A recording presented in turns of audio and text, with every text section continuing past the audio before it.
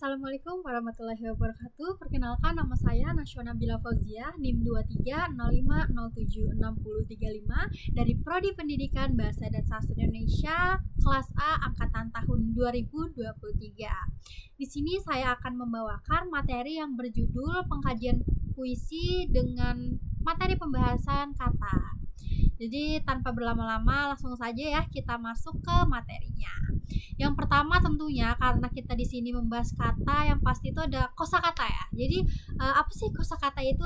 Kosakata sendiri adalah alat utama bagi sastrawan dalam menyampaikan perasaan dan pikiran. Keberhasilan dalam sastra bergantung pada kecakapan menggunakan kata-kata dengan tepat. Mengingat perbedaan arti dan rasa sekecil mungkin, bahasa yang digunakan oleh sastrawan haruslah bahasa umum yang dipahami masyarakat.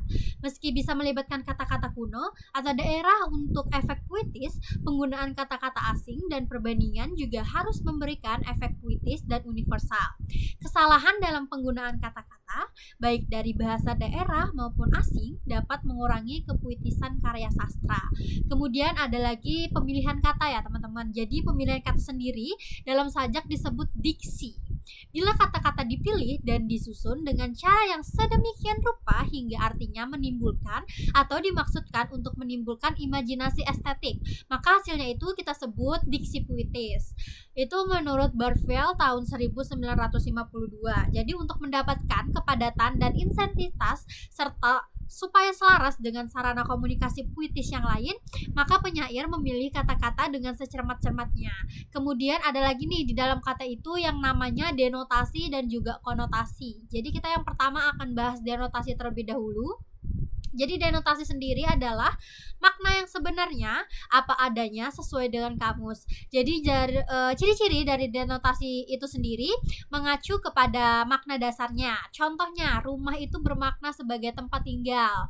Tangan panjang itu bermakna sebagai tangan yang panjang. Kemudian yang ketiga contohnya kambing hitam itu bermakna sebagai kambing yang berwarna hitam. Kemudian ada lagi yang kedua tadi udah saya sebutkan adalah konotasi. Jadi konotasi itu adalah makna tambahan atau asosiasi emosional yang terkait dengan kata tersebut. Jadi ciri-ciri dari konotasi sendiri yaitu mengacu kepada makna yang memiliki arti tidak sebenarnya. Contohnya seperti kata rumah tadi itu bermakna sebagai kenangan indah, kehangatan dan lain sebagainya. Kemudian ada lagi tangan panjang. Jadi tangan panjang di sini bermakna sebagai orang yang suka mencuri. Kemudian ada kambing hitam yang bermakna sebagai orang yang sebenarnya tidak bersalah tetapi dituduh bersalah. Kemudian ada yang namanya bahasa kiasan. Yang pertama nih, langsung aja saya jelaskan ya, ada perbandingan. Jadi perbandingan atau perumpamaan atau bisa juga kita sebut simile ialah bahasa kiasan yang menyamakan satu hal dengan mempergunakan kata-kata pembanding. Kemudian ada metafora. Metafora ini sendiri adalah bahasa kiasan seperti perbandingan, hanya tidak mempergunakan kata-kata yang telah disebutkan. Metafora ini menyatakan sesuatu sebagai hal yang sama atau seharga dengan hal lain yang sesungguhnya tidak sama.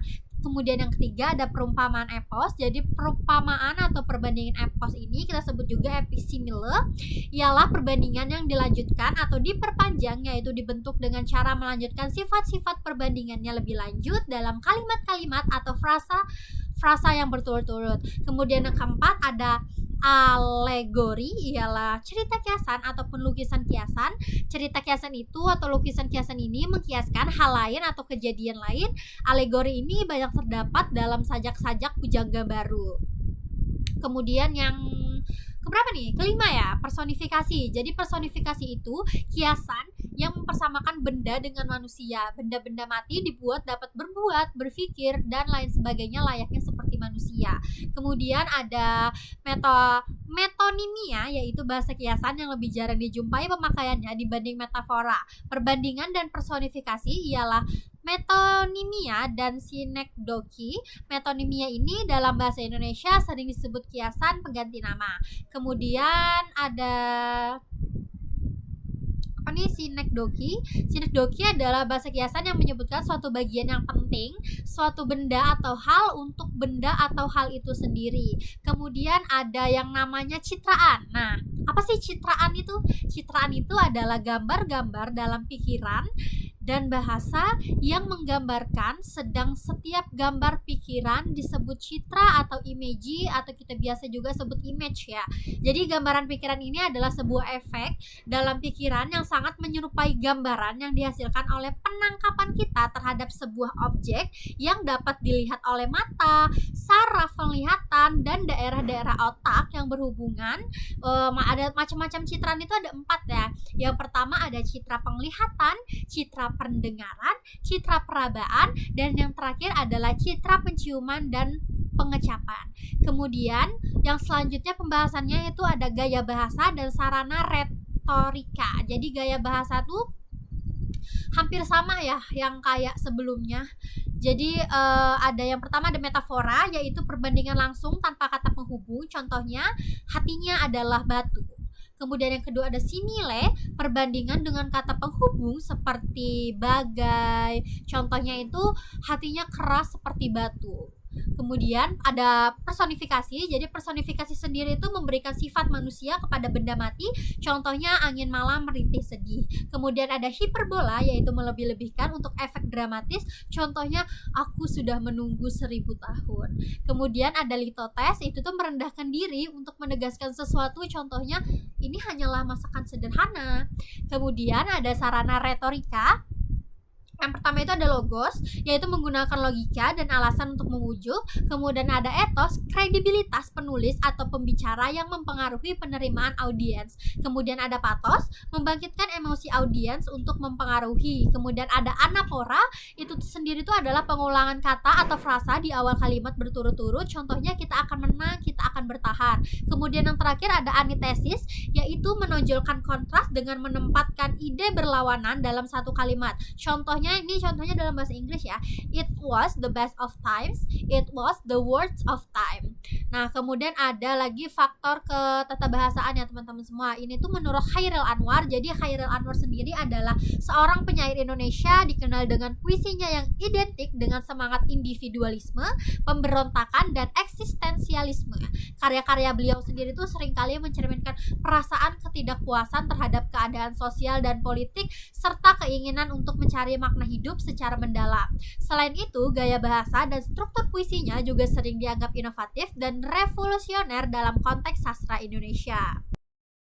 Oke, jadi di sini langsung aja saya sebutkan ya faktor keterbahasaannya, tapi saya tidak menyebutkan contohnya. Yang pertama ada pemendekan kata, yang kedua ada penghilangan imbuhan, yang ketiga ada penyeimbangan struktur sintaksis, yang keempat ada pemilihan kata, dan yang kelima adalah bahasa kiasan metafora.